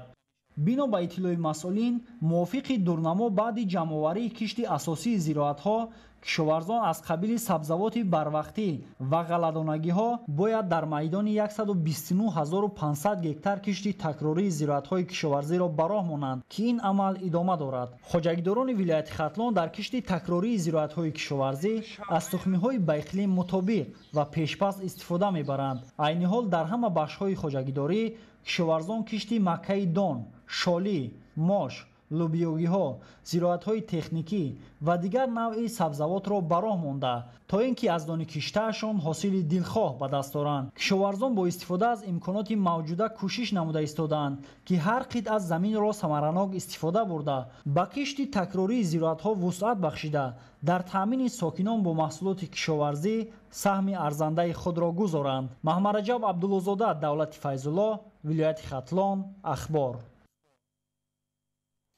соли 2024 кишоварзони ноҳияи Рашт дар ҳамаи шаклҳои хоҷагидорӣ дар майдони зиёда аз 3506 гектар кишти картошка гузаронинданд. имсол дар майдони 165 гектар бори аввал кишт гузаронида шудааст ки аз ин 38 гектар картошка мебошад. Наврӯзчои Азизулло аз ноҳияи Рашт гузориш медиҳад. ҳазорчашма аз баландтарин мавзеъҳои картошкапарварӣ дар ноҳияи Рашт ба ҳисоб меравад. соли 2024 танҳо дар ҳамин мавзеъ дар майдони 148 гектар кишти картошка гузаронида шудааст ки нисбат ба соли гузашта тақрибан 20 гектар зиёд мебошад. майдони кишти картошка дар ин ҷо асосан аз ҳисоби заминҳои бекорхобида васеъ карда мешавад. ҳазорчашма аз ҷумлаи мавзеъҳои асосии картошкапарварӣ дар ноҳияи Рашт ба ҳисоб меравад. ворид кардани тухмиҳои нави мутобиқ ба маҳалли парвариш, риояи агротехникаи кишт ва меҳнати пайваста нашъунамои хуби картошкаро таъмин намудааст. умуман дар деҳаи мо ҳамаисола картошка хуб мешавад, чунки мо бодҳавои мо, заминҳои мо барои картошка мутобиқ ҳастанд, мувофиқ ҳастанд ва имсол нисбати порсола низ хубтар мебошад аз сабаби аксарияти мардум тухми нав киш карданд. имсол дар ноҳияи рашт аз ҳисоби заминҳои талутепаи баландкӯҳ бори аввал дар майдони 165 гектар кишт гузаронида шудааст ки аз ин 38 гектараш картошка мебошад. истифодаи заминҳои назди ҳавлигӣ, кушод, байни қаторҳои боғ ва дигар имкониятҳои табиӣ барои афзоиши истеҳсоли картошка заминагузорӣ намудааст. дар соли 2024 кишти картошкаро мо ба 290 гектар расондем ки нисбат ба соли гузашта 40 гектар зоид мебошад. нисбат ба соли гузашта мо имсол кишти картошкаро зиёд кардем дар 40 гектар ки дар заминҳои талу тепаҳо. деҳаи мо аз сатҳи баҳри 1800 то 2000 метр болотар қарор дорад ва барои картошка ва чорводорӣ беҳад мувофиқ мебошад ва дар инҷо даромади асосии аҳолӣ аз ҳисоби картошка ва чорводорӣ мебошад. дар деҳаи мо бисёри сол 1 то 2 метр барф мезанад ва дар моҳи июн мо картошкаро киш кардем имсол аз сабаби боришоти борон ва номусоиди боду ҳаво. имсол кишоварзони ноҳияи рашт дар маҷмӯъ дар майдони зиёда аз 3500 гектар дар ҳамаи шаклҳои хоҷагидорӣ кишти картошка гузарониданд ки нисбат ба соли гузашта қариб 100 гектар васеъ мебошад. дар ин мавсим ба кишоварзони ноҳияи рашт зиёда 30 тонна тухмии картошка дастрас карда шуд. амалӣ гардонидани ин ва дигар тадбирҳои зарурӣ ба рушди соҳа мусоидат мекунад. дар соли 2023 дар ҳама шаклҳои хоҷагидорӣ 297 гектар кишти картошка гузаронида шуд. дар соли 2024 бошад 312 гектар кишти картошка гузарондем ки имсол соли хуб буд, ҳаво сарқин омад, барои кишоварзон, барои картошкапарварон бисёр мусоид буд. нашъ намои картошка бениҳоят хуб аст. ҳар дастуру сипоришҳои пешвои муаззами миллатро сармашқи кори худ намуда мо сокинони ҷамоати деҳоти Асман ки яке аз самтҳои асосии соҳаи кишоварзӣ аст, самаранок заминҳоро истифода мебарем, маҳсулотҳои хуб ба даст меорем. дар ноҳияи рашт асосан 5 навъи картошка кишт карда шудааст ва риояи нозукиҳои кор нашъу намои хуби ин намуди сабзавотро таъмин намудааст. обёрии зироат аз ҳисоби барфу пирях сурат мегирад. истифодаи ҳамин гуна имкониятҳои табиӣ рушди ин самти сердаромади соҳаи кишоварзиро дар ноҳияи рашт таъмин мекунад. дар мавзеи беоб ки то 3 сол қабл дар инҷо об набуд ва ягон намуди зироат ба ғаз аз гандуми тирамоҳина киш карда намешуд. хушбахтона аз тарафи ҳукумати ҷумҳурии Тоҷикистон ба инҷо обёрӣ шуд. 120 гектар замин мо кишти картошка кардем ки айни ҳол кишти картошка бениҳоят хуб аст нисбати солҳои дигар. дар ҷамоати деҳотҳои 465 гектар кишти картошка шудааст ки 120 дар ҳамин мавзеи беоб қарор дорад. таҳлилҳо нишон додааст ки дар баландкӯҳҳо обу хоки ҳосилхез ва ҳарорати мӯътадил гирифтани ҳосили баландро аз картошка имконпазир мегардонад. бо назардошти ҳамин имрӯз ҳадафи меҳнаткашони ноҳияи рашт ба нигоҳубини хуби картошка, гирифтани ҳосили дилхоҳ ва баланд бардоштани ҳосилхезии замин равона карда шудааст. дар маҷмӯъ кишоварзони ноҳияи рашт имсол дар ҳамаи шаклҳои хоҷагидорӣ аз майдони зиёда 3500 гектар ҳосили картошкаро ҷамъоварӣ ва ба бозорҳои мамлакат пешниҳод мекунанд. наврӯзшоҳи азизулло, маҳмадсаиди камол, Садриддини Иброҳим, ахбор. дар мавзеи роғаки ҷамоати деҳоти нулванди ноҳияи Дарвоз кишоварзон дар майдони 15 гектар кишти такрории ҷувори макка, хӯроки чорва ва лӯбиёгиҳоро ба роҳ монданд ки нашунамои хуб дорад. гузориши хушназари Зиё. дар ноҳияи Дарвози вилояти мухтори Кӯҳистони Бадахшон баъди ҷамъоварии ҳосили ғалладонагиҳо ва сабзавоти барвақтӣ қидаҳои заминро барои кишти такрорӣ омода намуда, айни замон дар мавзеи роғаки ҷамоати деҳоти Нулванд, ҷувори макка, хӯроки чорва ва дигар намуди зироати зудрас ки мутобиқ ба иқлими ин ноҳия мебошад, киш намуданд ки дар ҳоли нашунамо мебошанд. дар ин рӯзҳо хоҷагидорону деҳқонон корро дар ин самт ҷонок намуда, бо истифода аз техникаҳои мавҷудбуда заминҳои обию ғайриобиро кишт менамоянд. кишоварзони ноҳия хуб дарк намуданд ки шарти муҳими фаровонҳосилӣ ин шудгори хушсифат ва саривақтӣ аст. кишоварзони ботаҷриба бо риояи дурусти агротехникаи парвариш сол аз сол маҳсулнокии зироатро дар ин мавзеъ баланд намуда, аз ҳисоби фаровонҳосилӣ фоидаи бештар мегиранд. баъди гирифтани ҳосили ғалладонагиҳо, деҳқонон дар қидаҳои алоҳида ва назди ҳавлигӣ лӯбиёгиҳо кишт намуда, аз ин ҳисоб низ метавонанд барои фасли сармо маводи ғизоии босифат захира намоянд.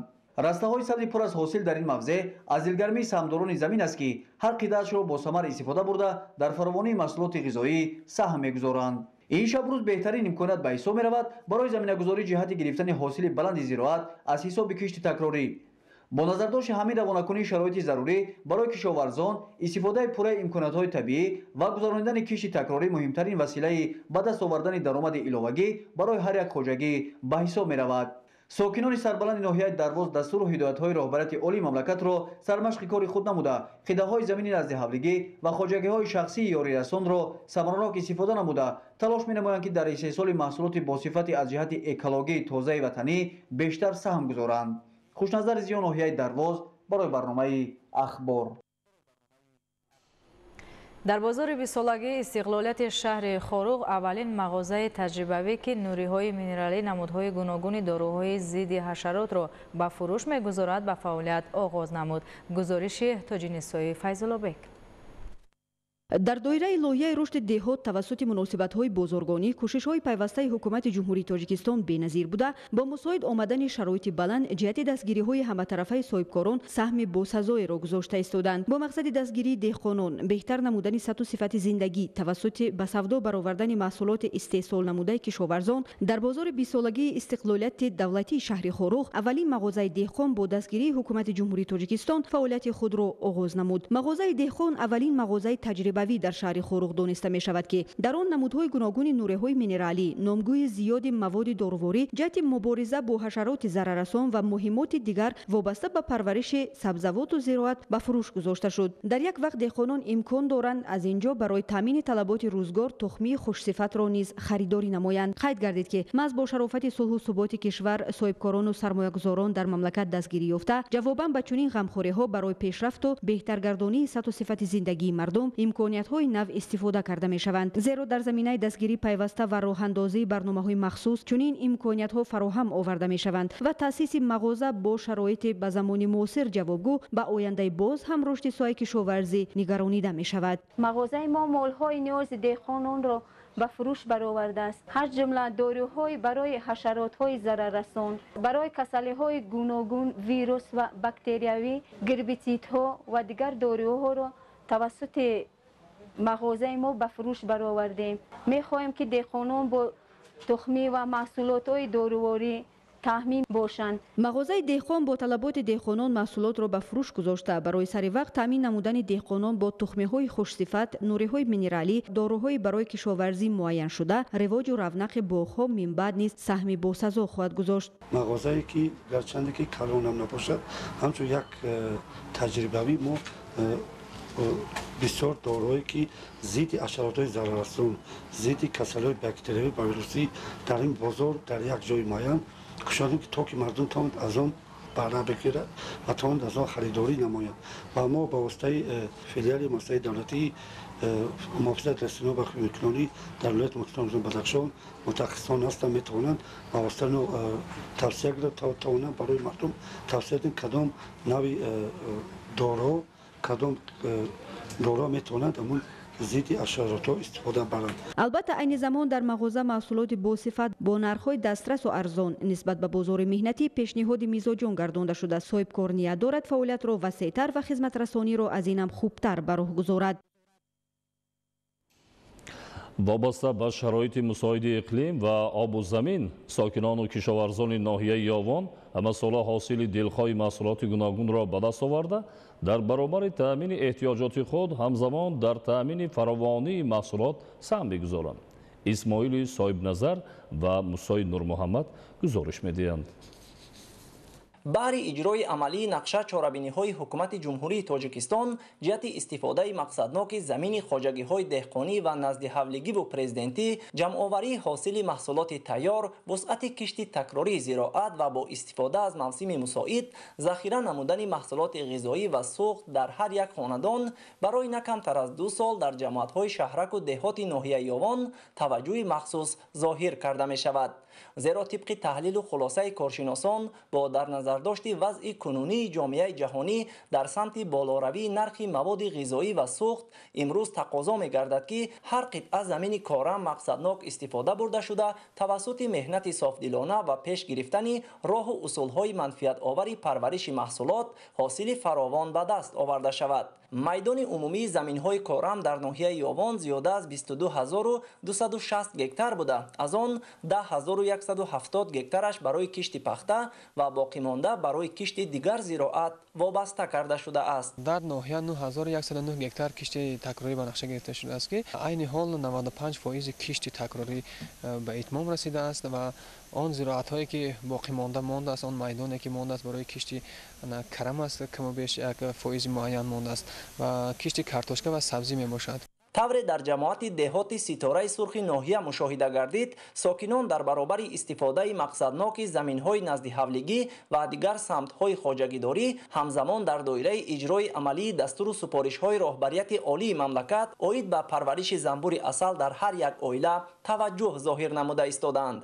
با گفته آنها این سمت کار خواجگیداری در برابر تامین اهل عائله با عسل همزمان فایده خوبی اقتصادی می‌دهد. طور مسئولین جماعت دهات ستاره سرخ ابراز داشتند ساکنان دهات مذکور محض توسط استفاده زمین و رشد و توسعه دیگر سمت‌های خواجگیداری همساله در برابر تامین طلبات روزگار خود همزمان محصولات گوناگون را به بازار برآورده فایده خوب به دست می‌آورند. در حدود جماعت دهات ستاره سرخ زیاده از 3300 گکتار زمین ارضی وجود دارد و از این 2666 گکتار زمین‌های آبی می‌باشند.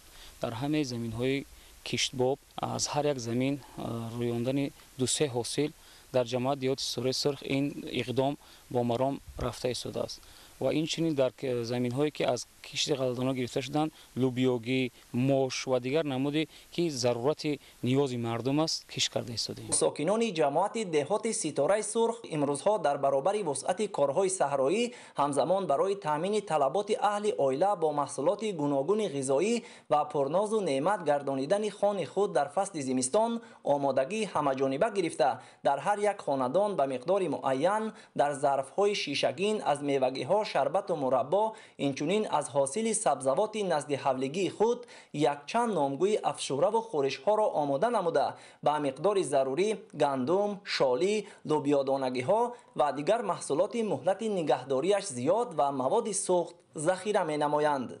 در ناحیه یاوان ساکنان اهمیت مهم استفاده زمین‌های کارم را در سمت تامین طلبات بازار و در مجموع بهر باز هم بهتر و خوبتر گردانیدن شرایط روزگارشان به خوبی درک نموده در یک موسم رویانیدن 2 تا 3 مراتبه حاصل را از یک زمین مرام خود قرار دادند. با در نظر داشت تجربه و توصیه عالمان و متخصصان ساحه ساکنان و کشاورزان در کشت تکراری بیشتر مکه دان، شالی، لوبیا دانگی‌ها، پالزی، سبزوات و دیگر نامگوی زراعت را به راه مانده اند. زمین‌های آبی خواجگیمون 3 گکتار 0.2 ساتیق میباشه. در اون کشت یکم گندم حاصل گرفتیم 6 تن 1.5 گکتار ده. بعد او مثال بگیریم پخته کردیم. پختمون اینا دیده استخدامنامه در همینجا این جایی که ما تربوز داریم و داریم جای کارتشکا ده لوبیا کاریده گیم این جای پامیدور دارم کارتشکا بود کمو بیش کارتشکا گرفتیم دویم حاصلانی نامش. ما در خواجگیمون 15 ساتیق زمین داریم. همین زمین ده سر کرده از کارتشکا تا پیاز خوب گرمخانه داریم، پامیدور داریم، بادرینگ، بلغاری کشت میکنیم، چسناک، سرپیاز. خیلی تمامی همین محصولات خواجگی قشلاق کشت میکنیم. ضمن صحبت و واخوری مسئولین و گروه‌های کاری مقامات محلی با ساکنان جماعت دهات ستاره سرخ گفته شد که در دایره دستور و سپارش‌های حکومت جمهوری تاجیکستان با استفاده از شرایط مساعد اقلیم، زمین‌های حاصلخیز، تأمین آب پالزی و تجربه اندوخته ضرور است که استفاده زمین‌های کارم باز هم بهتر و خوبتر به راه مانده شده حاصل فراوان محصولات گوناگون به دست آورده شود، زیرا این عامل می‌تواند به تأمین احتیاجات هر یک عائله فراوانی بازار و تقویت دیگر سمت و ساحه‌ها مساعدت نماید. اسماعیل صاحب نظر، موسی نور محمد، ناحیه یاوان، اخبار. کارخانه توتی پامیر در ناحیه شغنان از خشک‌میوه‌ها و محصولاتی از جهت اکولوژی تازه استحصال نموده. در این زمینه 18 نامگوی محصولات به خارج مملکت صادرات می‌نمایند. ماهیره طاهر گزارش می‌دهد. کارخانه توتی پامیر در جماعت دهات سوچان ناحیه شغنان دوامی 10 سالی فعالیت توانست محصولات خود را به بازار جهانی برآورده با محصولات رقابت پذیر معرفی گردد. دوامی سالهای صاحب استقلالی کشور برای رشد تمامی ساحه‌های خواجگی خلق از جمله بخش خصوصی امکانات‌های وسیع فراهم آورده شدند. حکومت جمهوری تاجیکستان نیز به ساحه صاحبکاری دقت جدی روانه نموده صاحبکاران کشور را همه‌جانبه دستگیری می‌نماید. همزمان در دایره همکاری‌های دولت با بخش خصوصی برنامه‌های زیادی در کشور عمل نموده برای رونق صاحبکاری خرد و میانه نقش سازگار دارند. کارخانه توتی پامیر که به استحصال محصولات از جهت اکولوژی تازه از خشک‌میوه‌های بدخشان مشغول است، از جانب برنامه رشد دهات توسط مناسبت‌های بازرگانی دستگیری یافته صاحب تجهیزات نو برای کارکرد و بندوبست محصولات گردید. جایز به قید است که عین زمان کارخانه مذکور 18 نمود محصولات را استحصال نموده به بازارهای دولت‌های خارجه صادرات می‌کند. اشیاء خام کارخانه پر از منطقه‌های خود تاجیکستان دسترس می‌گردد و محصولات استحصال نموده عاری از کنسروانت‌ها، خوشبو کننده‌ها میباشد. محصولاتی در کارخانه استحصال شده سری وقت از تشخیص لابراتوری گذرانده شده بعدا صادرات میگردد. مسئولین کارخانه جهت فراهم آوردن شرایط برای فعالیت در کشور به حکومت جمهوری تاجیکستان اظهار سپاس نموده عرض می‌دارند که در آینده نزدیک کوشش میکنند در دایره امکانات و فعالیت کاری را وسیع‌تر سازند. ادامه اخبار. داوطلبоне ки аз рӯи натиҷаҳои озмуни тақсимоти асосии давталабон дар имтиҳонҳои марказонидаи дохилшавӣ ба муассисаҳои таълимии таҳсилоти миёна ва олии касбии ҷумҳурии тоҷикистон рохат гирифтаанд, ба муассисаҳои таҳсилоти миёна ва олии касбӣ ҳуҷҷат месупоранд. гузориш дар ин хусус. комиссияи қабули донишгоҳи миллии тоҷикистон фаъолияташро аз 25 июл оғоз намуда то 6 август идома медиҳад. барои қабули саривақтии ҳуҷҷатҳои донишҷӯён шароити созгор фароҳам оварда шудааст. довталабон ҳамакнун донишҷӯён дар 19 факултаи донишгоҳи миллии тоҷикистон ҳуҷҷатҳои худро месупоранд. комиссияи қабули донишгоҳи миллии тоҷикистон дар факултаи фалсафа воқеъ дар шаҳраки донишҷӯён ташкил шудааст. нафарони масъул довталабонро қабул намуда ба ихтисосу факултаи интихоб карда роҳнамоӣ мекунанд. дар донишгоҳи миллии тоҷикистон низ фаъолияти комиссияи қабул мутобиқ ба қонунгузории ҷумҳурии тоҷикистон ва санадҳои меъёрии ҳуқуқии соҳаи маорифи мамлакат ба роҳ монда шудааст ки довталабон метавонанд бо муроҷиат ба комиссияи қабули донишгоҳи миллии тоҷикистон ҳуҷҷатҳои худро ба ихтисосҳои мушарраф гардида пешниҳод намоянд ва шурӯъ аз соли таҳсили 2024-25 бо маром таҳсил намоянд. мо итминони комил дорем ки фаъолияти комиссияи қабули донишгоҳи миллии тоҷикистон бо маром амалӣ карда мешавад ва довталабон метавонанд бо супоридани ҳуҷҷатҳои муқаррар гардида дар ихтисосҳои мувофиқ таҳсил намуда минбаъд мутахассиси соҳаи муайян ба воя расанд ва баҳри хизмат ба халқу миллати тоҷикистон фаъолият намоянд. довталабоне ки тибқи натиҷаҳои озмуни тақсимоти асосӣ ба муассисаҳои таълимӣ тибқи яке аз комбинатсияҳои ихтисосҳои интихоб кардаашон комёб гардиданд, бояд на дертар аз 6 август ба муассисаи таълимии таҳсилоти миёна ё олии касбии дахлдор ҳозир шуда бо пешниҳоди ҳуҷҷатҳои зарурӣ ки рӯйхати онҳо дар кабинети инфиродии ҳар як довталаб оварда шудааст ба комиссияи қабули он муроҷиат намояд. довталабон имкон доранд ки аз рӯи комбинатсияи ихтисосҳои муассисаҳои таълимӣ ки баъди озмуни мазкур дар онҳо ҷойҳои холӣ боқӣ монданд дар марҳилаи навбатӣ иштирок намоянд. озмуни тақсимоти такрорӣ дар асоси бале аз имтиҳонҳо ба дастовардаи довталаб яъне бесупоридани имтиҳони такрорӣ танҳо бо бақайдгирӣ аз 12 то 15 августи соли 2024 баргузор мегардад. با افتخار جشن 35 سالگی استقلال دولتی در دانشگاه دولتی باختر به نام ناصر خسرو چاره‌بینی فرهنگ فراغتی تحت عنوان شکوه استقلال برگزار گردید. گزارش در این خصوص. дар идомаи баргузории чорабиниҳо бахшида ба истиқболи ҷашни 35-солагии истиқлоли давлатӣ бо иштироки устодону донишҷӯёни донишгоҳи давлатии бохтар ба номи Носири Хусрав таҳти унвони шукӯҳи истиқлол чорабинии бо шукӯҳи фарҳангиву фароғатӣ баргузор гардид. Дар оғоз меҳмонон аз намоиши дастовардҳои илмию эҷодии донишҷӯёну омӯзгорони донишгоҳ дидан карда бобати боз ҳам рушд бахшидани раванди касбу ҳунаромӯзӣ бо истифода аз шароити фароҳам гардида суҳбат намуданд. Гуфта шуд ки дар назди донишгоҳи давлатии бохтар ба номи Носири Хусрав як литсей, институти илмии таҳқиқотии равияи табиатшиносӣ ва техникӣ, маркази мавлоношиносӣ ва 14 факултет фаъолият менамояд. мувофиқи раддабандии агентии давлатии назорат дар соҳаи маориф, донишгоҳ дар байни муассисаҳои таҳсилоти олии касбӣ дар соли 2024 ба 10-гонаи аввали мактабҳои таҳсилоти олии ҷумҳурӣ шомил гардид. ҳоло дар 43 кафедраи донишгоҳ 607 нафар омӯзгор, аз ҷумла 19 нафар докторони илм, 203 нафар номзадҳои илм,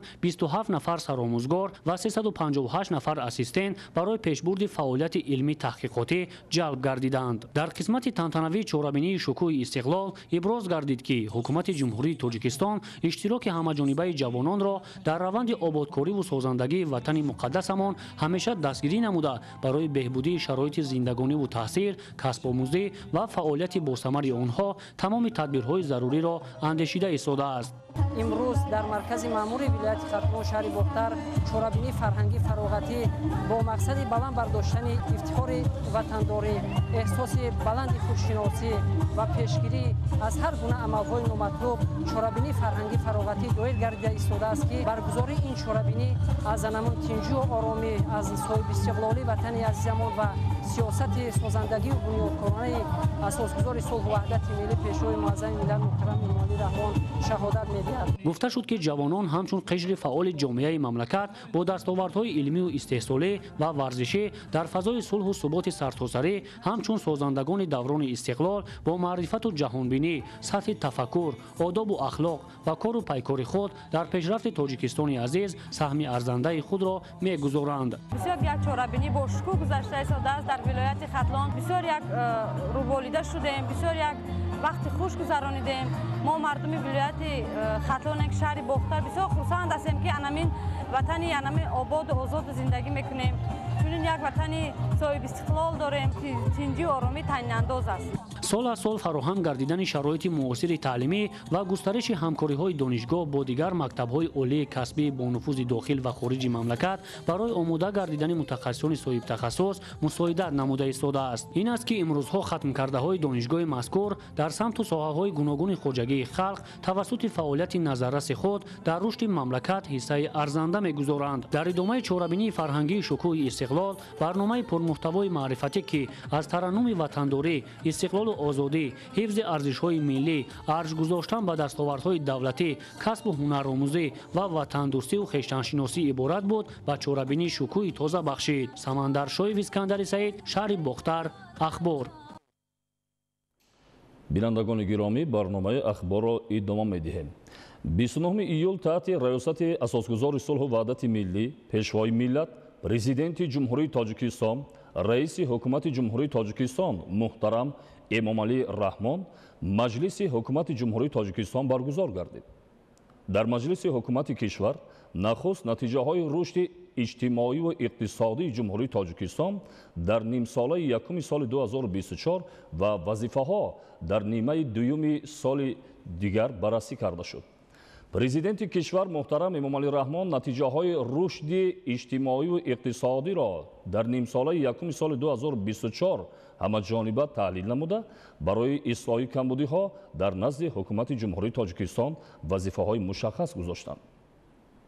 сарвари давлат муҳтарам Эмомалӣ Раҳмон иброз доштанд ки бо амалӣ гардидани иқдомҳои созанда ва пайгиронаи ҳукумати ҷумҳурии Тоҷикистон дар моҳҳои январ-июни соли 2024 тамоюли мусбати рушди иқтисоди миллӣ нигоҳ дошта шуда раванди афзоиши ҳаҷми истеҳсолот дар аксар соҳаҳои воқеии иқтисоди миллӣ идома ёфт. таъкид карда шуд ки дар моҳҳои январ-июни соли 2024 суръати рушди иқтисодии кишвар дар сатҳи 8.2% таъмин шуда ҳаҷми маҷмӯи маҳсулоти дохилӣ ба 61.7 миллиард сомонӣ баробар гардид. رشد اقتصاد ملی در این دوره اساساً از حساب زیاد گردیدن حجم استحصال محصولات صنعتی به اندازه 11.5، کشاورزی 9.6، مبلغ گذاری به سرمایه اساسی 15.7، گردش سودا 11.9، خدمت رسانی پولکی 16.6، بارکشانی 13.8، مسافرکشانی 9 و گردش سودای خارجی 29.3 از جمله صادرات 47.1% تامین گردید. پرزیدنت کشور تاکید نمودند که سطح تورم در این دوره 1.9% را تشکیل داد. نقشه درآمد بودجت دولتی در ماه‌های ینور ایون سال 2024 در سطح 107.9% اجرا گردیده با بودجت 21.2 میلیارد سومانی وارد شد که نسبت به نقشه 1.5 میلیارد سومانی زیاد است. پیشوای ملت محترم امامعلی رحمان در برابر تامین گردیدن نشاندهنده‌های مثبت رشد ساحه‌های اقتصاد ملی، تقویت فعالیت مقامات اجرایی مرکزی و محلی حاکمیت دولتی و ساختارهای دیگر دولتی را ضرور شمردند. وزارت و اداره‌ها، مقامات اجرایی محلی حاکمیت دولتی، کارخانه، مؤسسه و تشکیلات‌ها سپارش گرفتند که با در نظر داشت تحولات در اقتصاد جهان ادامه داشته و تأثیر منفی عامل‌های بیرونی بخصوص شدت یافتن برخوردهای گیوسیاسی، تحریم‌ها، نزاع‌های تجارتی، اینچنین پیامدهای تغییریابی اقلیم فعالیت را در سمت تطبیق ثمرناک اصلاحات اقتصادی، عملی نمودن استراتژی و برنامه‌های دولتی و تدبیرهای ضد بحرانی تقویت دهند.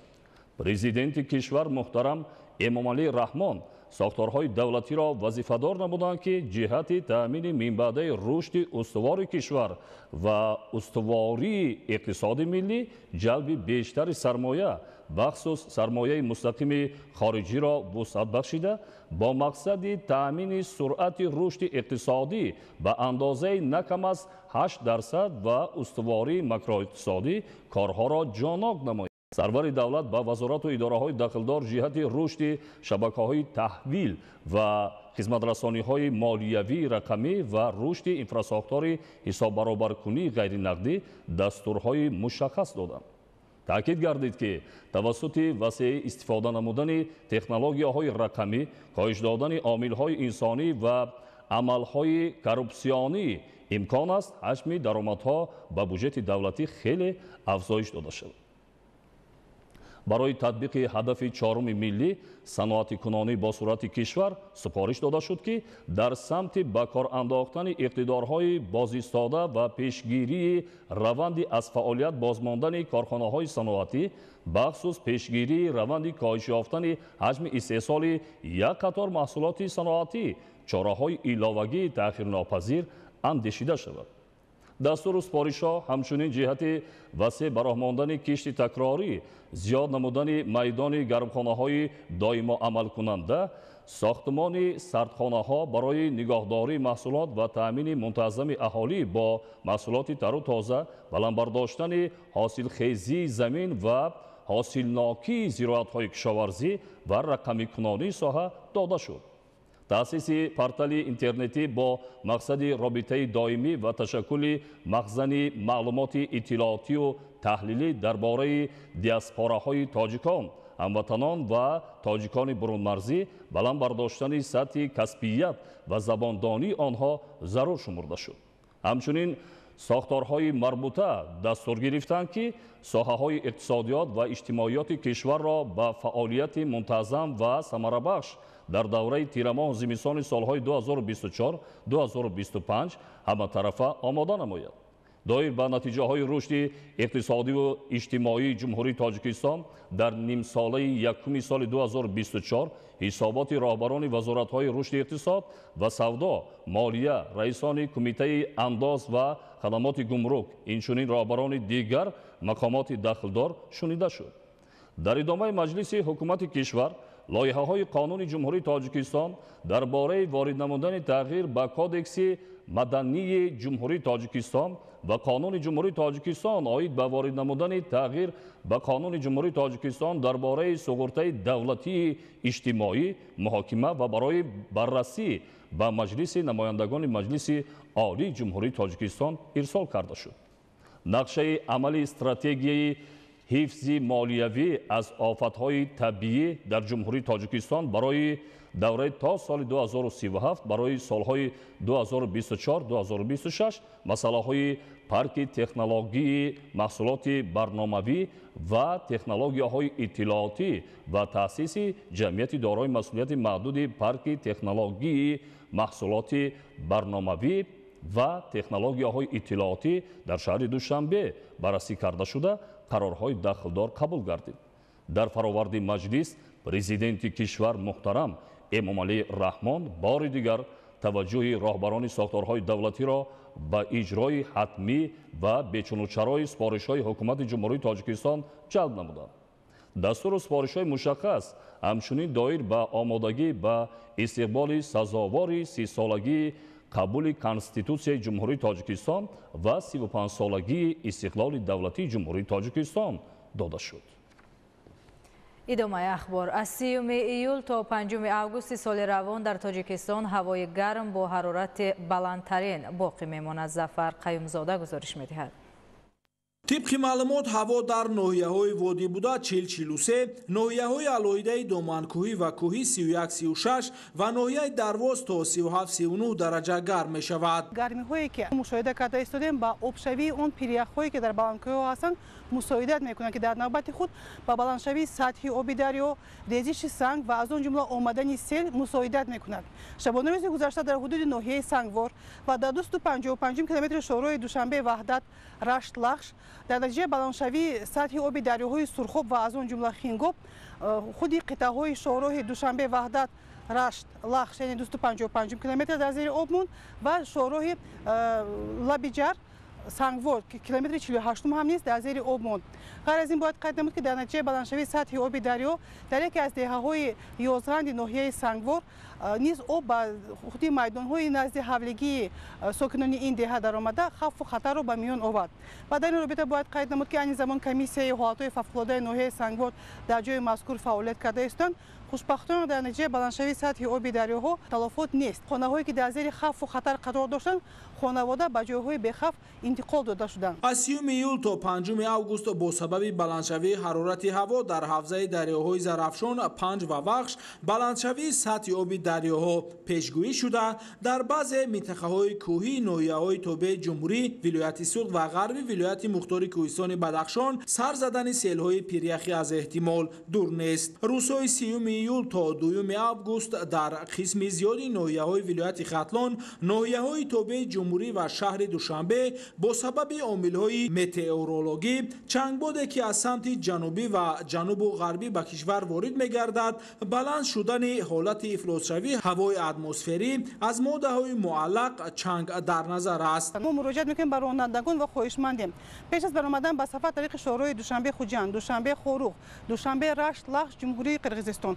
خواهشمندیم باید که معلومات پورا اوید به وضع باد و هوا وضع خود راه‌ها داشته باشند بعداً سفر خود را تعریض نمایند. و بار دیگر خاطر رسان می‌کنیم در این روزها احتمالیت فرآمدن سنگریزش و از آن جمله سیل و یرچ در منطقه‌های کوهی خیلی زیاد است. تغییرابی با صورت اقلیم به طبیعت و هستی موجودات آن تاثیر منفی رسانیده، انسانیت بر روند حساس تغییرابی با صورت اقلیم عاقبت‌های فاجعه بار آن مواجه گردیده است. استخراج از معیار زیاد ثروت‌های زیرزمینی و استفاده وسیع آن در بخش‌های ساحه صنعت، ساختمان و نقلیات و در نتیجه پرتاب گازهای گلخانه‌ای به هوا اقلیم سیاره زمین را با صورت تغییر داد. افزایش گازهای گلخانه‌ای در اتمسفر طی 200 سال اخیر با بلند شدن تاثیر گلخانه‌ای و ویران شدن توازن گرمی زمین آورده رسانید. در اساس تحقیقات دانشمندان در یک سال تقریباً 22 میلیارد تن پرتاب گازهای گلخانه‌ای به اتمسفر اخراج می شود.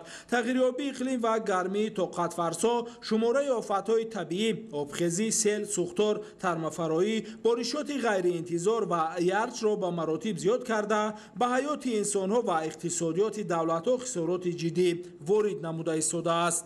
در برابر تغییر آبی اقلیم شماره اهالی که به آب و منبع‌های آبی دسترسی ندارند افزایش می‌یابند. نارسایی آب نیز مشکلات زمانی معاصر محسوب یافته. پرابلم بیابانشوی زمین‌ها به نارسایی آن وابسته است. این حالت باعث کمبود مواد آذوقه، کمبزاعتی و زیادشوی بیماری‌های سیرایتی در جهان گردیده است. تاجیکستان صاحب استقلال با رهبری و هدایت‌های پیشوای ملت پرزیدنت جمهوری تاجیکستان محترم امامعلی رحمان دوام بیش از 2 ساله می‌شود که در سمت پیشگیری تغییریابی اقلیم و برطرف سازی عاقبت‌های فلاکتبار آن اقدام و تشبس‌های سازنده را هم در سطح ملی و هم در سطح منطقوی و بین المللی راه اندازی می‌نماید. تاجیکستان حل و فصل تمام مشکلات از جمله پرابلم تغییریابی اقلیم و برطرف سازی پیامدهای خرابی‌آور آن را در کره زمین به همبستگی و متحدی دولت‌های جهان، همکاری‌های ثمره‌بخش و فعالیت دستجمعانه در این سمت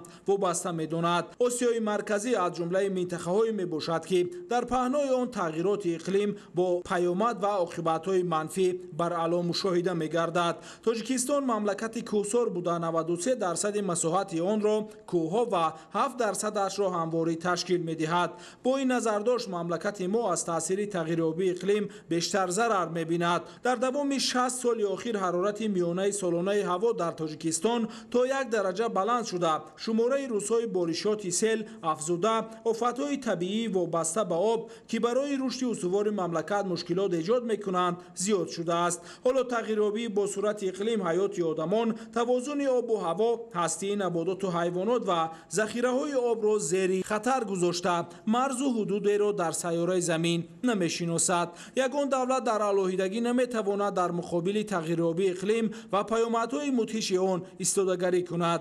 مشکلات شدیدی وابسته به تغییریابی اقلیم جهان تنها در همبستگی و عمل‌های مشترک دولت‌های عالم برطرف خواهند شد. حالا هم دیر نشده است که دولت‌های جهان و سازمان‌های بین‌المللی جهت پیشگیری تغییریابی با صورت اقلیم، هستی بشریت، نباتات و حیوانات و در مجموع پایداری سیاره زمین به هم بیایند، تدبیرهای عملی اندیشند و عهده‌داری و رسالت اصلی خود را در نزد انسانیت اجرا نمایند. ظفر قیمزاده، بهادر قربان، اخبار. بیننده‌های گرامی، چنین بودن خبرهای برای این ساعت آماده شده. با شما زندگی آباد و آسایش‌تر را تمنا داریم. سلامت باشید. салом бинандагони гиромӣ, шуморо бо вазъи ҳавои мамлакат барои пагоҳ 3 июли соли 2024 ошно месозем. агентияи обу ҳавошиносию кумитаи ҳифзи муҳити зисти назди ҳукумати ҷумҳурии тоҷикистон иттилоъ медиҳад ки шабона рӯзи оянда дар вилояти мухтори кӯҳистони бадахшон ҳавои тағйирёбандаи бебориш пешгӯӣ мешавад. вазъи ҳаво дар ғарби вилоят шабона 16-21, рӯзона 31-36 дараҷа гарм мешавад. дар шарқи вилоят шабона 7-12, рӯзона 19-24 дараҷа гарм мешавад. дар вилояти хатлон ҳавои камабри бебориш хоҳад шуд. вазъи ҳаво дар водиҳо шабона 24-29, рӯзона 37-42 дараҷа гарм мешавад. дар ноҳияҳои доманакӯҳӣ шабона 20-25, рӯзона 32-37 дараҷа гарм мешавад. дар вилояти суғд ҳавои камабри бебориш дар назар аст. вазъи ҳаво дар водиҳо шабона 21-26, рӯзона 35-40 дараҷа гарм мешавад. дар ноҳияҳои кӯҳӣ шабона 12-17, рӯзона 25-30 дараҷа гарм мешавад. дар ноҳияҳои тобаи ҷумҳурӣ ҳавои камабри бебориш хоҳад шуд. вазъи ҳаво дар водиҳо шабона 22-27, рӯзона 36-41 дараҷа гарм мешавад.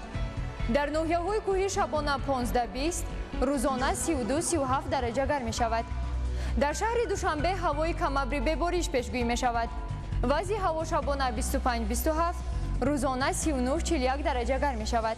бинандагони азиз, дар ҳама ҳолат ба шумо тансиҳативу хонаободиро орзумандем. хайр, саломат бошед.